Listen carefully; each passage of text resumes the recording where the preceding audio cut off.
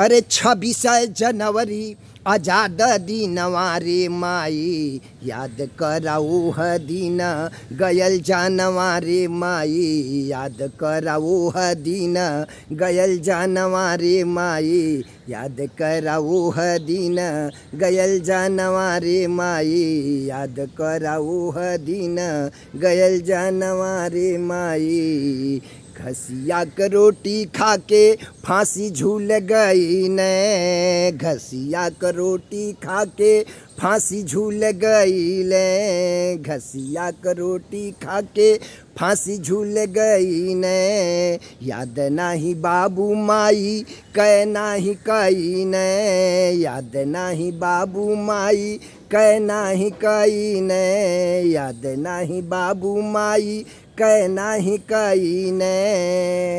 अंग अंग गरम जब भयल खूनवा रे माई, याद कराओ ह दीन गयल जानवा रे माई, याद कराओ ह दीन गयल जानवा रे माई, याद कराओ ह दीन गयल जानवा रे माई, याद कराओ ह दीन गयल जानवा रे माई।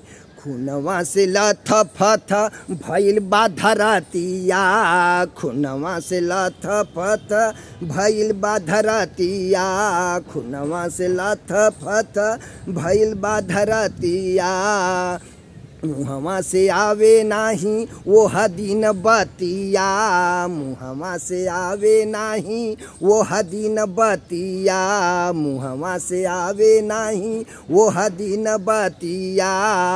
अरे लाहू लुहान जब भयल तानवा रे माई, याद कराओ ह दीन गयल जानवा रे माई, याद कराओ ह दीन गयल जानवा रे माई, याद कराओ ह दीन गयल जानवा रे माई, याद कराओ ह दीन गयल जानवा रे माई, याद कराओ ह दीन गयल जानवा रे माई।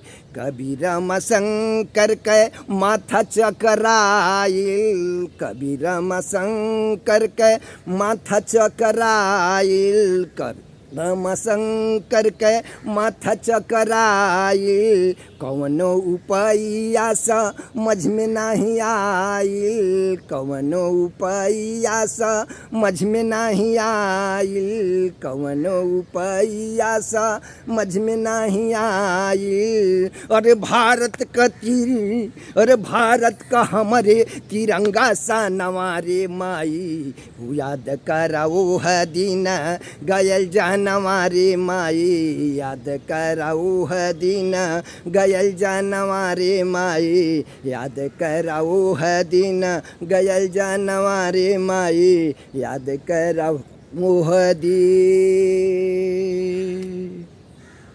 हमारे चैनल का नाम है RS कवि जी, बड़े में यार बड़े में यस, उसके बाद KAVIJI लिख देंगे तो हमारा चैनल आ जाएगा। बहुत सारे गीत है दोस्त, बहुत सारे शायरियाँ हैं, ज़रूर आपको पसंद आएगा। आप सभी सुनने वाले श्रोताओं को, भाइयों को नमस्कार प्रणाम है। जय हिंद जय भारत, जय हिंद जय भारत, जय हिंद जय भारत।